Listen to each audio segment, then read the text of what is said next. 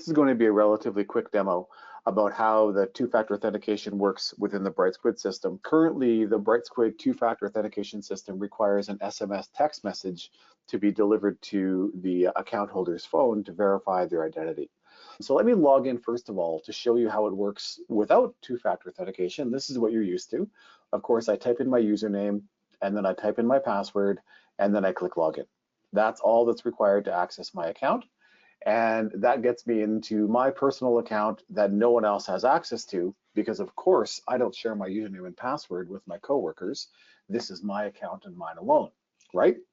He says somewhat facetiously. Now, here's where we can turn on the two-factor authentication methodology, which is done through the settings and in my personal details profile. Now, each individual user with a Brightsquid account manages their own passwords and their own two-factor authentication settings. We currently don't allow the administrator to mandate 2FA, but that's one of the things that's on our product roadmap, because we are getting requests for that. Not sure how that would look just yet, but here's how it looks currently. So I first of all need to provide a mobile phone number that we can use to send the SMS text message to. Now this is a demonstration, so I'm using an obvious fake number here. So 555-1234, just like in the movies. And then I click verify. So that's my cell phone.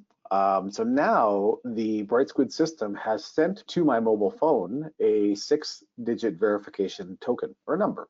Now again, this is a demonstration, so it's obviously a fake number. And when I put that in, that verifies that I have control over that phone, and the Brightsquid system is able to send a text message to that phone for the purposes of two-factor, multi-factor authentication. Now that I've verified my phone, and I've got that little green check mark over here that indicates that I've verified it, now I just turn on the two-factor authentication option, scroll down to the bottom of my profile, and click save. And that's it. I now have two-factor authentication turned on for my personal user account. This doesn't affect any of my coworkers. They can do the same on their accounts. But for me, I've taken the step to verify and turn on two-factor authentication. So now if I log out of my account, and this just takes a moment here, and then I'm going to log back in. Now that I put in my clinic email address and of course my password, now when I attempt to log in, I'm asked for the second factor. So now I need to provide the code that's just been texted to me. There's my phone number again, that fake one from the movies. This time I'm using the same code because this is a demonstration, so these aren't real values. This would be a randomly generated number every single time, and it's only valid for, I think, 35 to 45 seconds. So you need to be kind of on the ball to make sure that you can receive this text message and get it typed in before it refreshes, and then submit the code. That's all there is to it. So now I've logged into my account. I've used 2 tokens for authentication, the password, and of course the code that was sent to my phone number. Now a quick word of caution. The two-factor, the second factor for authentication, is only able to be sent to your text messages now.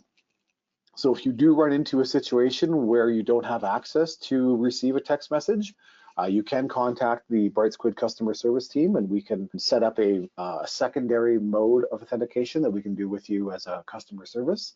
That's the ins and outs of it. So if I go back into my profile now, we'll see that my two-factor authentication is turned on. If at any time I need to turn it off because maybe I am headed up north and I expect to be out of cell phone range, but I still want to access my Brightsquid account, I may want to turn this option off. And that's always an option for you.